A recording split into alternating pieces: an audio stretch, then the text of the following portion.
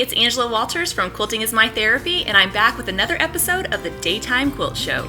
In this episode, I show you how I use child labor to get more work done and finish up with a tutorial that shows you how to get in and out of a block without starting and stopping. Let's get to it. One question I'm asked often when I'm out and about traveling and teaching and generally talking about quilting is, how do I get it all done? Now, let's first address the fact that I do not get it all done. There is a lot that does not get done. Laundry, housekeeping, regularly scheduled maintenance on anything. But when it comes to things that I do get done, such as quilting for customers or anything really business related, I'm very blessed to have a great support system that helps me get things done. One of them, my husband, of course, he not only watches the kids when I'm out of town, he consults with me and kind of is my advisor when it comes to business sort of things. And most importantly, when I'm freaking out because I'm afraid I'm going to miss a deadline, he's the one that kind of calms me down and keeps me from going totally berserk. But another great support that I have are my kids. And they are great little helpers. I mean, if you think about it, I started machine quilting when Drake was only 6 months old, and wow, he's almost 15, which is crazy to me. But all my kids have grown up around this crazy thing that I get to do for a living. So they're really used to hearing mommy say stuff like, stop playing on the machine, or here, come bag this quilt pattern. In this video, I show you exactly how I use child labor, my kids' help. It's so nice to be back. The kids and I are heading to the shop. They'll come out and help me from time to time. Y'all ready to go to the quilt shop? Sure, yeah. They're excited, trust me. Drake, what do you think about your mom traveling so much? Do you miss me a lot when I'm gone? A little bit. A little bit or a lot of it? A lot of it. Chloe, what do you think about me traveling so much? You should bring me more. Bring you more on the trip with me? Oh. Haley, do you miss me when I'm gone? Okay. Right. Farmers market's going on today, huh? Not fun. Morning, everyone. Morning, Ruth. Morning, Carolyn. Good morning. Doing a video about the kids coming to help me work. Look at this. I know, right? So tall. He's taller than me. All of a sudden. I know. Oh my goodness. Wow. Welcome, everyone. So when I go out and travel, I love selling stuff, and what we're doing here is filling orders, because I can't always take all the product that I want to take, so I bring order forms, and people that take the classes can order stuff and we ship them out. Well, then I come home to the Walters Fulfillment Center where I get my kids to help me fill them. But of course, before they can do any work, they got to eat breakfast, right? We've got a little bit of an assembly line working, although there's only 2 people working on the assembly line. Chloe. We're working. Hardly. Haley, you getting orders together for me? Packing, folding shirts.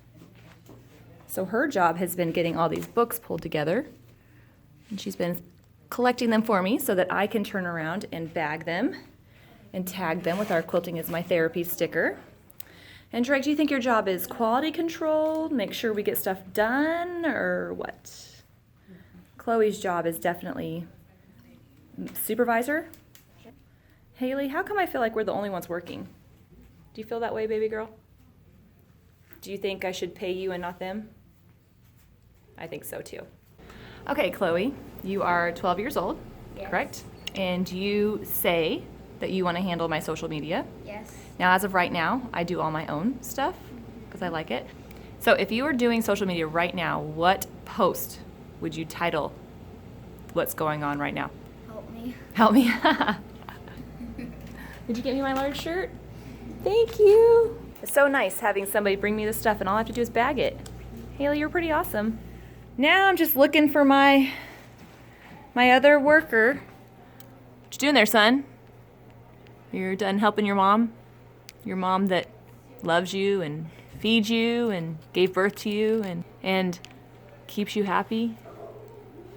All right, well, keep up the good work, son. I'll make a deal with you. I will be a good child if you get me ice cream. But you're supposed to be helping me fill orders.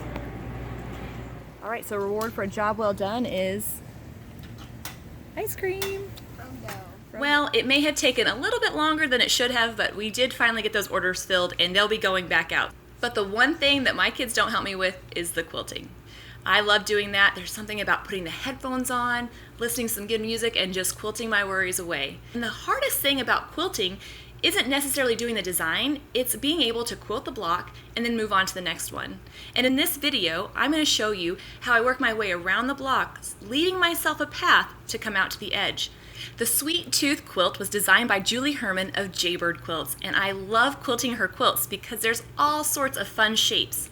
On this quilt, I wanted to be able to quilt all those little pieces in the block without starting and stopping, and I'm going to show you how I'm able to do that. Less time for starting and stopping means more time for quilting. Let's get to it. Okay, starting from one corner of the block, I'm going to quilt a straight line that goes to the middle of the top of that block. Then I'm going to rotate and then go to the next side.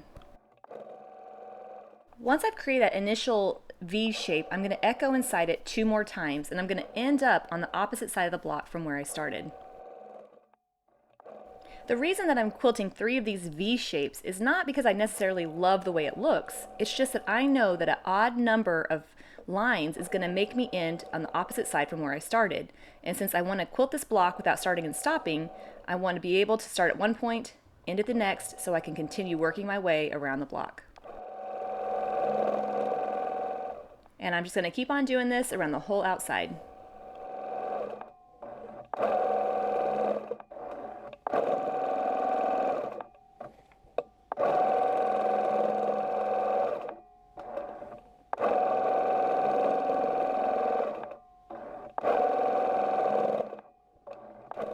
I love the way stitching in the ditch looks on a block, so I'm going to stitch my way around this inner hexagon, but I'm going to stop at one of the points of the star. I'm not wanting to finish this line quite yet. When I'm touching a point of the star, I use that as an opportunity to be able to get into the star, quilt it, and get back out again. So I need to pick a design that's going to allow me to return where I started.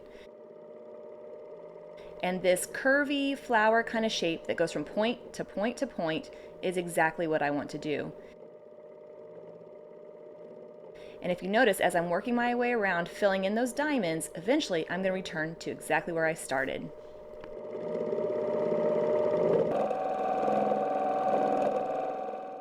Now I'm almost done with the block. I just have to quilt these purple diamonds, and one of my favorite fillers to use in these irregular shapes is a wishbone. Now what I love about the wishbone is it goes from edge to edge, so as I'm working my way around they get smaller and bigger, but it still fills in the area nice and densely.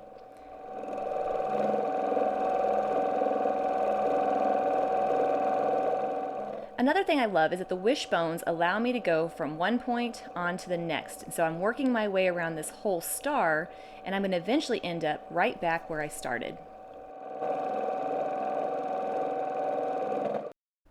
And once I end at that star, all that's left to do is travel that last little bit around the outside, and I'm right back to where I started.